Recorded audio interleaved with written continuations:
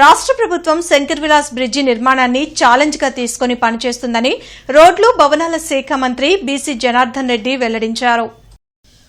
నిర్మాణంలో ఉన్న శంకర్ విలాస్ ఆర్ఓబీని మంత్రి బీసీ జనార్దన్ రెడ్డి, ఎమ్మెల్యేలు గళ్లా మాధవి, నసీర్ అహ్మద్, మాజీ మేయర్ కోవిలమూడి రవీంద్రతో కలిసి పరిశీలించారు.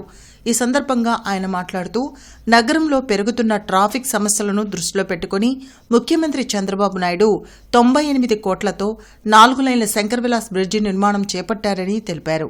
అయితే స్థానిక ఎమ్మెల్యే, మాజీ మేయర్ అడిగిన అండర్పాస్ బ్రిడ్జి విషయం ముఖ్యమంత్రి దృష్టికి తీసుకెళ్లి ఆర్యూబీ నిర్మాణానికి అనుమతి తెస్తామని చెప్పారు.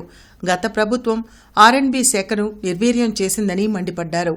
కూటమి ప్రభుత్వం అధికారంలోకి రాగానే రోడ్లపై గుంతలు లేకుండా చేశామన్నారు. రహదారులు బాగుంటేనే టూరిజం పెరుగుతుందని అన్ని రోడ్లను డెవలప్ చేస్తున్నామన్నారు. కూటమి ప్రభుత్వం సంక్షేమం, అభివృద్ధిని 2 కళ్లలా చూస్తుందని అన్నారు. రాజకీయ ఉనికిని కాపాడుకోవడం కోసం వైసీపీ నాయకులు ప్రయత్నాలు చేస్తున్నారని ఎద్దేవా చేశారు.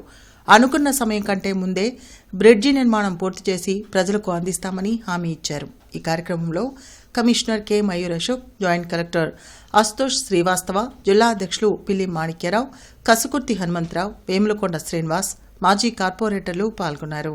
ఎలక్ట్రానిక్ మీడియా, ప్రింట్ మీడియా సోదరులకు, అదేవిధంగా గౌరవ శాసనసభ్యులు నజీర్ అహ్మద్ గారికి, మాధవమ్మ గారికి, మా అన్న నాని గారికి, మా చైర్మన్ గారికి, జేసీ గారికి, చైర్మన్ కమిషనర్ గారికి, అందరికీ కూడా నా హృదయపూర్వక నమస్కారాలు తెలియజేసుకుంటా ఉన్నాను.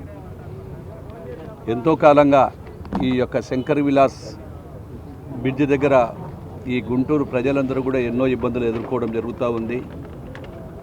గతంలోనే 2014, 18, 19 కాలంలోనే చేయాలని చెప్పి అప్పుడు ముఖ్యమంత్రి గారు కూడా ఆలోచన చేసినప్పటికీ అనివార్య కారణాల వల్ల జరగలేదు. గత ప్రభుత్వం కూడా ఏ రోజు కూడా ఈ యొక్క గుంటూరు ప్రజలు కానీ ఈ శంకర్ విలాస్ దగ్గర ఉన్న బ్రిడ్జి గురించి ఎప్పుడు కూడా మాట్లాడలేదు. దాదాపుగా 70 ఏళ్ళ, దశాబ్ద ఏళ్ళు ఇక్కడ ఉన్నటువంటి బ్రిడ్జి, ఈ శంకర్ విలాస్ బ్రిడ్జి పైన ప్రజలకు అందరికీ కూడా ఈ యొక్క ఎన్నో ఇబ్బందులు ఎదుర్కొంటూ ఉన్నారో సేవలు అందిస్తున్న శంకర్ విలాస్ హోటల్, అది ఫేమస్ హోటల్. ఆ హోటల్ దగ్గర ఇప్పుడు అంతా కూడా పబ్లిక్ పెరిగిపోవడం, అదేవిధంగా ట్రాఫిక్ సమస్యలు రావడం, ఇవన్నీ కూడా తెలుసుకున్న తర్వాత గౌరవ ముఖ్యమంత్రి గారి సూచనతో ఈరోజు ఈ యొక్క బ్రిడ్జిని శాంక్షన్ చేసి 98 కోట్లతో, గతంలో 2 లైన్ల బ్రిడ్జి ఉండేది, దాన్ని 98 కోట్లతో 4 లైన్ల ఆర్ఓబీ బ్రిడ్జి తయారు చేయడం జరుగుతూ ఉంది. ఇంత ప్రాముఖ్యత కలిగిన బ్రిడ్జిని రేపు 2027కి కంప్లీట్ చేయాలని చెప్పి మే 27కే చేయాలని చెప్పి చేయడం జరుగుతూ ఉంది. ఈరోజు ప్రతిరోజు కూడా మా యొక్క ఆర్ఎండ్బీ శాఖ వారికి కూడా చెప్తా ఉన్నాము, పర్యవేక్షణలో ఎక్కడ కూడా లేట్ కావద్దని. ఇందాకే కాంట్రాక్టర్ కూడా చెప్తే అనుకున్న టైంకంటే ముందే చేస్తాం సార్, ఖచ్చితంగా ఇచ్చి మేము ప్రజల అభినందనలు కూడా తీసుకుంటాము. ఈ ఎమ్మెల్యే గారు కూడా చెప్పారు, వీళ్ళు కూడా పర్యవేక్షిస్తూ ఉన్నారు. ప్రతి ఒక్కరు కూడా చేయడం జరుగుతూ ఉంది. భవిష్యత్తులో డబల్ లైన్ కానీ, విద్యుత్ లైన్లు కానీ ఇవన్నీ కూడా వస్తే ఎలాంటి ఆటంకాలు కాకుండా, మళ్ళీ భవిష్యత్తులో దీన్ని ఎలాంటి మార్పులు కూడా లేకుండా ఏవైతే ఉన్నాయో డక్స్ కానీ, తర్వాత ఫుట్పాత్ కానీ ఇవన్నీ కూడా తీసుకోవడం జరుగుతూ ఉంది. అదేవిధంగా అండర్ పాస్ కూడా గౌరవ శాసనసభ్యులు, కమిషనర్ గారు, తర్వాత చైర్మన్ గారు, నాని గారు అందరూ కూడా అడగడం జరిగింది. ఇప్పుడే ఖచ్చితంగా మాకు అండర్ పాస్ లేకపోతే భవిష్యత్తులో ఇబ్బంది అవుతుంది. ఒక్కసారి బ్రిడ్జి నిర్మాణం జరిగిన తర్వాత మళ్ళీ దాన్ని మొదలు పెట్టాలంటే అనేకమైన సమస్యలు కూడా వస్తాయని చెప్తే ఇప్పుడే నేను గౌరవ ముఖ్యమంత్రి గారి దగ్గరికి తీసుకెళ్తాను. మీరు ఆ యొక్క ఎస్టిమేషన్లు రెడీ చేయమని కూడా చెప్పడం జరిగింది. ఎందుకంటే ఒక్కసారి మళ్ళీ చేసిన తర్వాత ప్రజలకు ఎలాంటి ఇబ్బందులు కలగొద్దు అనేటువంటిది చేయడం జరుగుతూ ఉంది. ఈ ప్రాజెక్టు మేకల్లో కంప్లీట్ చేస్తాము. అదేవిధంగా జిల్లాకు సంబంధించినటువంటి ఈ యొక్క ఆర్ఎండ్బీకి సంబంధించిన రోడ్లకు కూడా దాదాపుగా 160 కోట్లతో ఈ చుట్టుపక్కల జిల్లాలో కూడా చేయడం జరుగుతూ ఉంది. గత దశాబ్దాల కాలంగా కూడా 5 సంవత్సరాల కాలంలో ఏవైతే ఆర్ఎండ్బీ శాఖకు సంబంధించినటువంటి రోడ్లు కూడా టోటల్గా ఆర్ఎండ్బీ శాఖనే నిర్వీర్యం చేసింది వైఎస్ఆర్ ప్రభుత్వం. మా ప్రభుత్వం, కూటమి ప్రభుత్వం వచ్చిన తర్వాత గౌరవ ముఖ్యమంత్రి గారు రాష్ట్రాన్నంతా కూడా పార్ట్ హోల్స్ లేని విధంగా చేయాలని చెప్పి సూచనలు ఇవ్వటం, వారి సూచనల మేరకు దాదాపు 26,730 కిలోమీటర్ల రహదారులంతా కూడా కేవలం 9 నెలల కాలంలోనే మిషన్ పార్ట్ హోల్ కార్యక్రమాన్ని తీసుకొని గుంతలు లేని రాష్ట్రంగా తీర్చిదిద్దాము. అదేవిధంగా మళ్ళీ ఇప్పటి వరకు ఈ యొక్క 1.5 సంవత్సరంలోనే 3,000 కోట్ల రూపాయలకు పైగా నిధులు వెచ్చించి ఎక్కడైతే రహదారులన్నీ కూడా వెహికల్ మూవ్మెంట్కి ఎక్కడ ఇబ్బందులు ఉండొద్దు, సింగిల్ లేయర్లు ఏదైనా ఉన్న చోట కూడా వేసుకుంటూ పోవాలనే ఉద్దేశంతో ఈరోజు మళ్ళీ రెన్యూవల్స్ కూడా చేస్తూ ఉన్నాం. గతంలో ఎప్పుడు కూడా కంబైన్డ్ రాష్ట్రం ఉన్నప్పుడు కూడా ఏ రోజు కూడా ఎక్కడ కూడా 3,000 కోట్లు పెట్టిన పోలేదు. ఈరోజు గౌరవ ముఖ్యమంత్రి గారు ఒక్కటే ఈ యొక్క ఇన్ఫ్రాస్ట్రక్చర్ బాగున్నప్పుడు పరిశ్రమలు వస్తాయి, మనకు రహదారులు బాగుంటే మనకు అదేవిధంగా టూరిజం పెరుగుతుంది అనేటువంటి ఉద్దేశంతో బాగుండాలని చెప్పి ఉద్దేశం, ఆర్థికంగా ఇబ్బందులు ఉన్నప్పటికీ కూడా ఈ రోడ్లన్నీ కూడా కంప్లీట్ చేస్తూ ఉన్నాము. నేషనల్ హైవేకి సంబంధించి దాదాపుగా 90 లక్ష కోట్ల రూపాయల వరకు మన దగ్గర ఇప్పుడు పనులు జరుగుతూ ఉన్నాయి. ఆ యొక్క నేషనల్ హైవేని కావచ్చు, ఔటర్ రింగ్ రోడ్డు కావచ్చు, ఇవన్నీ కూడా ఈరోజే గౌరవ ముఖ్యమంత్రి గారు కూడా ఈరోజు రివ్యూ చేయడం జరిగింది. వాటన్నిటిని కూడా కంప్లీట్ చేస్తాము. ఈరోజు చాలామంది కూడా వైఎస్ఆర్సీపీ నాయకులు కామెంట్ చేస్తూ ఉన్నారు శంకర్ విలాస్ దాని మీద. ఆ నాయకులకు ఒకటి చెప్తా ఉన్నా, గత చరిత్రలో మీరు ఏ రోజైనా ఈ బ్రిడ్జ్ చెయ్యాలని చెప్పి ఆ వైఎస్ఆర్సీపీ నాయకులు ఎప్పుడైనా ఒక ఆలోచన చేశారా? గత 5 సంవత్సరాలలో మీరు ఎప్పుడైనా దీని గురించి చర్చ కానీ చేయాలనేటువంటి ఉద్దేశం మీకు లేదు. ఈరోజు మేము చేస్తున్నటువంటి పనిని మీరు అభినందించాల్సింది పోయి కేవలం రాజకీయ ఉనికికి, తెలుసు స్థానిక నాయకులు ఎవరెవరు ఏమేమి మాట్లాడుతున్నారు, వాళ్ళ రాజకీయ ఉనికిని కాపాడుకోవడానికి విమర్శలు చేస్తూ ఉన్నారు.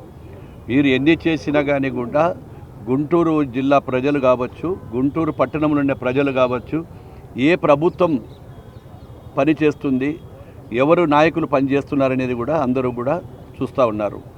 మిమ్మల్ని ప్రజలందరూ తిరస్కరించారు.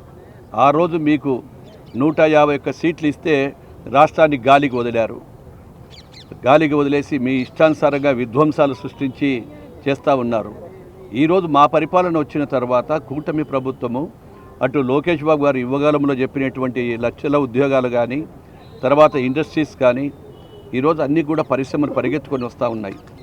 మొన్న ఒక సిఐఐ మీటింగ్లోనే దాదాపుగా 17 లక్షల కోట్ల రూపాయల పరిశ్రమలు పెట్టడానికి ముందుకొచ్చారు. ఎంఓయూలు జరుగుతూ ఉన్నాయి. ఈరోజు అటు విశాఖపట్నం, ఇటు అమరావతి, అటు రాయలసీమ అనేక పరిశ్రమలు వస్తూ ఉన్నాయి. ఇదొక్కటే కాకుండా మళ్ళీ ఎయిర్పోర్ట్స్ కూడా ఇప్పుడు దాదాపుగా కొత్తగా 6 ఎయిర్పోర్ట్ల నిర్మాణం జరుగుతూ ఉంది.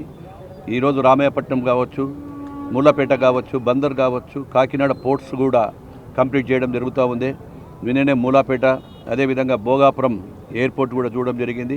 భోగాపురం ఎయిర్పోర్ట్ కూడా రేపు మే నెలలో కానీ లేకుంటే ఆగస్టులో గౌరవ ప్రధానమంత్రి గారికి ఆ రోజు అపాయింట్మెంట్స్ కూడా అడగడం జరిగింది.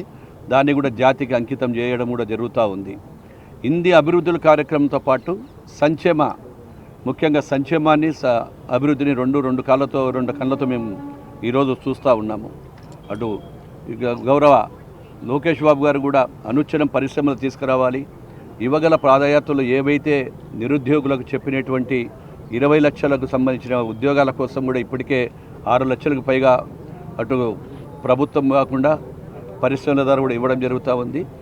ఏది ఏమైనా ఈరోజు మమ్మల్ని గురించి వైఎస్ఆర్ పార్టీ నాయకులకు విమర్శించే హక్కే లేదు. ఇప్పటికీ కూడా రాజధాని గురించి మాట్లాడమంటే జగన్మోహన్ రెడ్డి గారు తొండే మాట్లాడుతున్నారు. మీరు అమరావతికి సయ్యా కాదా, అమరావతికి బలపరుస్తున్నారా లేదా అడిగాము. మీరు సమస్యలు చేయాలంటే ఇక్కడికి రండి అసెంబ్లీ సాక్షిగా. మేము అడుగుతూ ఉన్నాం, మీకు విమర్శ ఏదైనా చేయాలా ప్రజల మీద ఉంటే ఆ సమావేశాలకు రండి అంటే అసెంబ్లీకి రాకుండా పారిపోతారు. కౌన్సిల్లో చెప్తే కౌన్సిల్ నడవనియరు. ప్రజల పట్ల కానీ ప్రజా సమస్యల పట్ల అవగాహన లేకుండా ఒక దౌర్జన్యంతో దుర్మార్గంతో పాలన చేయాలనేటువంటి మీకు మళ్ళీ వచ్చే అవకాశం లేదు. ఈరోజే చూసాను చాలాసార్లు టీవీలలో, మళ్ళీ మేము అధికారంలోకి వస్తే మేము అంతూ చూస్తాము రప్ప అంటున్నారు. మొన్న కూడా చూసాం ఏ విధ్వంసం గుంటూరులో ఏం చేశారో మీరందరూ, ఎవరేం మాట్లాడారో. కాబట్టి మీకు మాట్లాడే అర్హత లేదు, ప్రజలు తిరస్కరించారు. ఏది ఏమైనా ఈ యొక్క కూటమి ప్రభుత్వం అభివృద్ధి సంక్షేమాన్ని సమానంగా చేస్తామని తెలియజేస్తూ ఇక్కడికి వచ్చినప్పుడు స్వాగతం పలికిన ప్రతి ఒక్కరికి కూడా హృదయపూర్వక ధన్యవాదాలు తెలియజేస్తా ఉన్నాం. అనుకున్న సమయానికంటే దాదాపుగా ముందే ఈ బడ్జెట్ కంప్లీట్ కావడానికి చేయాలని చెప్పి అది వీరికి కూడా కాంట్రాక్టర్కి కూడా తెలియజేశాం. మిత్రుడు అడిగేది ఏంటంటే టీడీఆర్ బాండ్లు ఎప్పుడు కూడా ప్రభుత్వం ఇవ్వాలని డిసైడ్ అయ్యింది కాబట్టి టెక్నికల్గా కావచ్చు, టైటిల్ పరంగా ఉంటుంది మెయిన్ ముఖ్యంగా. ఆ డాక్యుమెంట్ టైటిల్ పరంగా అన్నీ అయినప్పుడే మనం వాళ్ళకి ఇవ్వాలి. లేదు మేము ఒకవేళ టైటిల్ చూడకుండా ఏ ఆలోచన చేయకుండా వారు ఇచ్చారనుకోండి, ఎవరైనా వాళ్ళ ఫ్యామిలీ మెంబర్స్ కోర్టుకు పోతే అప్పుడు సమస్యలు ఎదురైతే తప్ప ఎటువంటి పరిస్థితులలో దాన్ని మేము లేట్ చేయాలనే ఉద్దేశం ప్రభుత్వానికి లేదు, ఎవరికి లేదు. అనుకునే ప్రకారం ఖచ్చితంగా చేస్తాం. ఈ ప్రాజెక్టును ప్రభుత్వము ఛాలెంజ్గా తీసుకొని ఈ ప్రాజెక్టును మొదలుపెట్టాము. ఛాలెంజ్ తీసుకున్న తర్వాత ఎటువంటి పరిస్థితుల్లో ప్రభుత్వానికి వాళ్ళకు లేట్ చేయాలనేది ఉండదు. కానీ వాళ్ళకి చెప్పాను ఇందాక మీకు అర్థమయ్యేటట్టుగా, కుటుంబంలో కానీ వాళ్ళ లీగల్ ఎయిడ్స్ కానీ ఎవరైనా ఉన్నప్పుడు ప్రభుత్వం కూడా మళ్ళీ రేపొద్దున ఆ కుటుంబం ఏదైనా పోయినా మా వర్క్ పని ఆగొద్దు అనేటువంటి ఉద్దేశంతో చెక్ చేయడం జరుగుతుంది. అటువంటిది ఏమీ అపోహలొద్దు. ఖచ్చితంగా టైటిల్ ఏదైతే ఉందో ఆ టైటిల్ ప్రకారం ఎవరైతే ఓనర్ అవుతారో వాళ్ళకు టీడీఆర్ బాండ్లు ఇవ్వడం జరుగుతుందని చెప్పి మేము తెలియజేస్తా ఉన్నాం. కాబట్టి మీరందరూ కూడా సోదరులు తెలుసుకోవాలి, రాజ్యాంగంలో ఒక parliament president of India gazette notification ఇచ్చిన తర్వాత ఇదిని మారుస్తామని చెప్తే ఒక మూర్ఖులే ఈ విధంగా మాట్లాడతారు. ఎవరు కూడా తెలిసిన వాళ్ళు కానీ ప్రజాస్వామ్యంలో 5 సంవత్సరాలు ముఖ్యమంత్రిగా ఉన్న వ్యక్తి ఈరోజు ఈ విషయాలు మాట్లాడుతున్నారంటే మీకే అర్థమైపోతుంది. వాళ్ళకు ఒక్కటే, ఏ ఉద్దేశాన కానీ ఏదే కానీ కూటమి ప్రభుత్వానికి మంచి పేరు రావద్దు. గౌరవ చంద్రబాబు నాయుడు గారు ఏ కార్యక్రమాన్ని చేపట్టినా దానికి జగన్మోహన్ రెడ్డి గారు తిరిగి అపోజిషన్గానే మాట్లాడతారు. మీరు వచ్చేది ఉంటే కదా మాట్లాడేది. మీరు కలలుగానే మిగిలిపోతాయి. ఇక జీవితంలో ఎప్పుడు కూడా వైఎస్ఆర్ పార్టీ వస్తుందనేది కలలుగానే మిగిలిపోతాయి. ప్రజలందరూ కూడా ఆలోచన చేశారు. ఇక్కడ కూడా రాజధానికి ఇంత జరిగిన తర్వాత కూడా ఈరోజు మాట్లాడుతూ ఉన్నారు. మళ్ళీ ఏదో మావగాన్ దాని మీద ఎన్ని జోకులు వస్తున్నాయో మీరు కూడా చూస్తూ ఉన్నారు. మొన్నటికేమో ఉత్తరాంధ్ర మంచిదన్నాడు, రాయలసీమకు అది ఇస్తానన్నాడు, ఇక్కడ విజయవాడ అన్నాడు. ఇప్పుడు మళ్ళీ గుడివాడ, అమరవాడ, ఇదివాడ చెప్తాడు. రేపు మళ్ళీ ఏమంటాడు, పులివెందల నుంచి చెప్తాడు. ఆయన పులివెందల నుంచి వచ్చిన తర్వాత మధ్యాహ్నం ఆగిపోతాడు.